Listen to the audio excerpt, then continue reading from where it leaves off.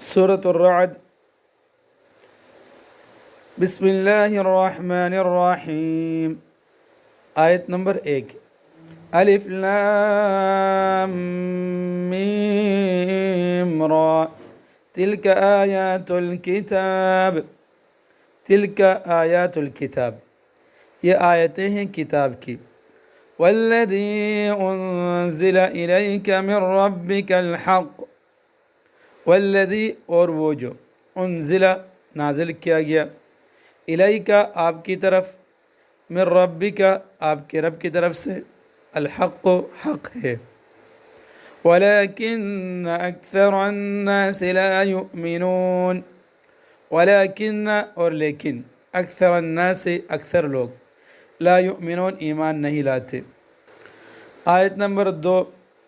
اللہ الذي رفع السماوات بغیر عمد ترونها اللہ الذي اللہ وہ ذات ہے جس نے رفع بلند کیے السماوات آسمان بغیر عمد بغیر ستونوں کے ترونها جنہیں تم دیکھتے ہو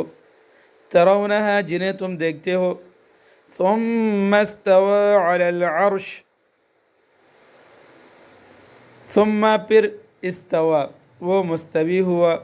علی العرش عرش پر وسخر الشمس والقمر وسخر اور اس نے کام میں لگایا الشمس سورج والقمر اور چاند کو کل یجری لأجل مسمی کل ہر ایک یجری چل رہا ہے لأجل مسمی وقت مقرر کے لیے یدبر الامر یفصل الآیات لعلکم یدبر الامر یدبر وہ تدبیر کرتا ہے الامر کام کی یفصل تفصیل سے بیان کرتا ہے الآیات اپنی نشانیاں لعلکم بلقاء ربکم توقنون لعلکم تاکہ تم بلقاء ربکم اپنے رب کی ملاقات کا توقنون یقین کرو۔ آیت نمبر 1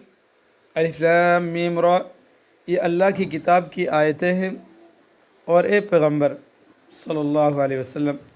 جو کچھ تم پر تمہارے پروردگار کی طرف سے نازل کیا گیا ہے برحق ہے لیکن اکثر لوگ ایمان نہیں لا رہے۔ آیت نمبر 2 اللہ وہ ہے جس نے ایسے ستونوں کے بغیر آسمانوں کو بلند کیا جو تمہیں نظر نہیں آ سکے، پھر اس نے عرش پر استوا فرمایا اور سورج اور چاند کو کام پر لگا دیا، ہر چیز ایک معین میعاد تک کے لیے رواں دواں ہے، وہی تمام کاموں کی تدبیر کرتا ہے، وہی ان نشانیوں کو کھول کھول کر بیان کرتا ہے تاکہ تم اس بات کا یقین کر لو کہ ایک دن تمہیں اپنے پروردگار سے جا ملنا ہے۔ خلاصہ تفسیر آیت نمبر 1 الف لام میم را اس کے معنی تو اللہ ہی کو معلوم ہے، یہ جو آپ صلی اللہ علیہ وسلم سن رہے ہیں آیتیں ہیں ایک بڑی کتاب یعنی قرآن کی، اور جو کچھ آپ پر آپ کے رب کی طرف سے نازل کیا جاتا ہے یہ بالکل سچ ہے، اور اس کا مقتضا یہ تھا کہ سب ایمان لاتے لیکن بہت سے آدمی ایمان نہیں لاتے۔ ربط اوپر حقیقت قرآن کا مضمون تو آگے توحید کا مضمون ہے جو کہ اعظم مقاصد قرآن سے ہے۔ آیت نمبر 2 اللہ ایسا قادر ہے کہ اس نے آسمانوں کو بدون ستون کے اونچا کھڑا کر دیا، چنانچہ تم ان آسمانوں کو اسی طرح دیکھ رہے ہو، پھر عرش پر جو مشابہ تخت سلطنت کے اس طرح قائم اور جلوہ فرما ہوا جو کہ اس کی شان کے لائق ہے، اور آفتاب اور مہتاب کو کام میں لگا دیا، ان دونوں میں سے ہر ایک اپنے مدار پر ایک وقت معین میں چلتا رہتا ہے، چنانچہ سورج اپنے مدار کو سال بھر میں قطع کر لیتا ہے اور چاند مہینہ بھر میں، وہی اللہ ہر کام کی جو کچھ عالم میں واقع ہوتا ہے تدبیر کرتا ہے، اور دلائل تکوینیہ و تشریعیہ کو صاف صاف بیان کرتا ہے تاکہ تم اپنے رب کے پاس جانے کا یعنی قیامت کا یقین کر لو۔ اس کے امکان کا تو اس طرح کہ جب اللہ تعالیٰ اس عظیم چیزوں کی تخلیق پر قادر ہے تو مردوں کو زندہ کرنے پر کیوں نہیں قادر ہوگا؟ اور اس کے وقوع کا یقین اس طرح کہ مخبر صادق نے ایک امر ممکن کے وقوع کی خبر دی، لا محالہ وہ سچی اور صحیح ہے۔ تفسیر۔ پہلی آیت میں قرآن کریم کے کلام الہی اور حق ہونے کا بیان ہے۔ کتاب سے مراد قرآن ہے، اور والذی انزل الیک من ربک سے بھی ہو سکتے قرآن ہی مراد ہو، لیکن واو حرف عطف بظاہر یہ چاہتا ہے کہ کتاب اور الذی انزل الیک دو چیزیں الگ الگ ہوں۔ اس صورت میں کتاب سے مراد قرآن اور الذی انزل الیک سے مراد وہ وحی ہوگی جو علاوہ قرآن کے رسول کریم صلی اللہ علیہ وسلم پر آئی ہے، کیونکہ اس میں تو کوئی کلام نہیں ہو سکتا کہ رسول کریم صلی اللہ علیہ وسلم پر آنے والی وحی صرف قرآن میں منحصر نہیں۔ خود قرآن کریم میں ہے وما ينطق عن الهوى ان هو الا وحی یوحى، یعنی رسول اللہ صلی اللہ علیہ وسلم جو کچھ کہتے ہیں وہ کسی اپنی غرض سے نہیں کہتے، بلکہ ایک وحی ہوتی ہے جو اللہ تعالیٰ کی طرف سے ان کو بھیجی جاتی ہے۔ اس سے ثابت ہوا کہ رسول کریم صلی اللہ علیہ وسلم جو قرآن کے علاوہ دوسرے احکام دیتے ہیں وہ بھی منزل من اللہ ہی ہے۔ فرق صرف یہ قرآن کریم کی تلاوت کی جاتی ہے اور اس کی تلاوت نہیں ہوتی، اور اس فرق کی وجہ یہ کہ قرآن کے معانی اور الفاظ دونوں اللہ جل شانہ کی طرف سے ہوتے ہیں، اور قرآن کے علاوہ حدیث میں جو احکام آپ صلی اللہ علیہ وسلم دیتے ہیں ان کے بھی معنی اگرچہ اللہ تعالیٰ کی طرف سے ہی نازل ہوتے ہیں مگر الفاظ منزل من اللہ نہیں ہوتے، اسی لیے نماز میں ان کی تلاوت نہیں کی جا سکتی۔ معنی آیت کی یہ ہو گئی کہ قرآن جو کچھ احکام آپ پر نازل کیے جاتے ہیں صلی اللہ علیہ وسلم وہ سب حق ہے، یا جن میں کسی شک و شبہ کی گنجائش نہیں، لیکن اکثر لوگ غور و فکر نہ کرنے کی وجہ سے اس پر ایمان نہیں لاتے۔ دوسری آیت میں اللہ تعالیٰ کے وجود اور اس کی توحید کے دلائل مذکور ہے کہ اس کی مخلوقات اور مصنوعات کو ذرا غور سے دیکھو تو یہ یقین کرنا پڑے گا کہ ان کی بنانے والی کوئی ایسی ہستی ہے جو قادر مطلق ہے، اور تمام مخلوقات و کائنات اس کے قبضے میں ہیں۔ ارشاد فرمائے اللہ الذی رفع السماوات بغیر عمد ترونها، یعنی اللہ تعالیٰ ایسا ہے جس نے آسمانوں کو اتنے بڑے وسیع اور بلند قبہ کو بغیر کسی ستون کے اونچا کھڑا کر دیا، جیسا کہ تم ان آسمانوں کو اسی حالت میں دیکھ رہے ہو۔ عام طور سے یہ کہا جاتا ہے کہ یہ نیلا رنگ جو ہمیں اوپر نظر آتا ہے آسمان کا رنگ ہے، مگر فلاسفہ کہتے ہیں کہ یہ رنگ روشنی اور اندھیرے کی آمیزش سے محسوس ہوتا ہے، کیونکہ نیچے ستاروں کی روشنی اور اس کے اوپر اندھیری ہے تو باہر سے رنگ نیلا محسوس ہوتا ہے، جیسے گہرے پانی پر روشنی پڑتی ہے تو وہ نیلا نظر آتا ہے۔ قرآن کریم کی چند آیت ایسی ہے جن میں آسمان کے دیکھنے کا ذکر ہے، جیسے اسی آیت مذکورہ میں ترونہا کے الفاظ ہیں، اور دوسری آیت میں الی السماء کیف رفعت کے الفاظ ہیں۔ فلاسفہ کی تحقیق اول تو اس کے منافی نہیں، کیونکہ ایسا ممکن ہے کہ آسمان کا رنگ بھی نیلگون ہو یا کوئی دوسرا رنگ ہو مگر درمیانی روشنی اور اندھیرے کے امتزاج سے نیلا نظر آتا ہو۔ اس سے انکار کی کوئی دلیل نہیں کہ اس فضا کے رنگ میں آسمان کا رنگ بھی شامل ہو، اور یہ بھی ممکن ہے کہ قرآن کریم میں جہاں آسمان کے دیکھنے کا ذکر ہے وہ حکمی اور مجازی ہو، کہ آسمان کا وجود ایسے یقینی دلائل سے ثابت ہے گویا دیکھ ہی لیا۔ روح المعانی۔ اس کے بعد فرمایا ثم استوى علی العرش، یعنی پھر عرش پر جو تخت سلطنت کے مشابہ قائم اور اس طرح جلوہ فرما ہوا جو اس کی شان کے لائق ہے۔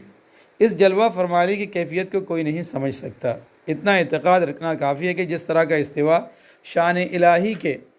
شایان ہے وہ مراد ہے۔ وسخر الشمس والقمر کل یجری لاجل مسمى، یعنی اللہ تعالیٰ نے سورج اور چاند کو مسخر اور تابع حکم کیا ہوا ہے، ان میں سے ہر ایک معین رفتار سے چلتا ہے۔ مسخر کرنے سے مراد یہ کہ دونوں کو جس کام پر لگا دیا ہے برابر لگے ہوئے ہیں۔ ہزاروں سال گزر گئے ہیں لیکن نہ کبھی ان کی رفتار میں کمی بیشی ہوتی ہے نہ تھکتے ہیں، نہ کبھی اپنے مقررہ کام کے خلاف کسی دوسرے کام میں لگتے ہیں۔ اور معین مدت کی طرف چلنے کے یہ معنی بھی ہو سکتے ہیں کہ پورے عالم دنیا کے لیے جو آخری مدت قیامت متعین ہے سب اسی کی طرف چل رہے ہیں۔ اس منزل پر پہنچ کر ان کا یہ سارا نظام ختم ہو جائے گا۔ اور یہ بھی معنی ہو سکتا ہے کہ سبحانہ و تعالیٰ نے ہر ایک سیارے کے لیے ایک خاص رفتار اور خاص مدار مقرر کر دیا ہے، وہ ہمیشہ اپنے مدار پر اپنی مقررہ رفتار کے ساتھ چلتا رہتا ہے۔ چاند اپنے مدار کو ایک ماہ میں پورا کر لیتا ہے اور آفتاب سال بھر میں پورا کرتا ہے۔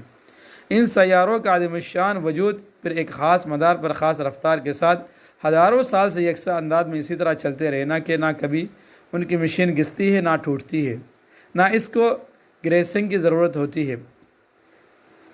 انسانی مصنوعات میں سائنس کی اس انتہائی ترقی کے بعد بھی اس کی نظیر تو کیا اس کا ہزارواں حصہ ملنا بھی ناممکن ہے۔ یہ نظام قدرت بآواز بلند پکار رہا کہ اس کو بنانے اور چلانے والی کوئی ایسی ہستی ضرور ہے جو انسان کے ادراک و شعور سے بالاتر ہے۔ یدبر الامر، یعنی اللہ تعالیٰ ہی ہر کام کی تدبیر کرتا ہے۔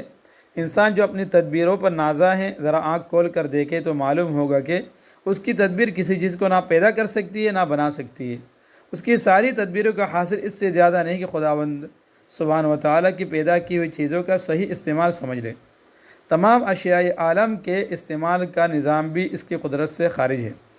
کیونکہ انسان اپنے ہر کام میں دوسرے ہزاروں انسانوں، جانوروں اور دوسرے مخلوقات کا محتاج ہے جن کو اپنی تدبیر سے اپنے کام میں نہیں لگا سکتا۔ قدرت خداوندی ہی نے ہر چیز کی کڑی دوسری چیز سے اس طرح جوڑی ہے کہ ہر چیز کھینچی چلی آتی ہے۔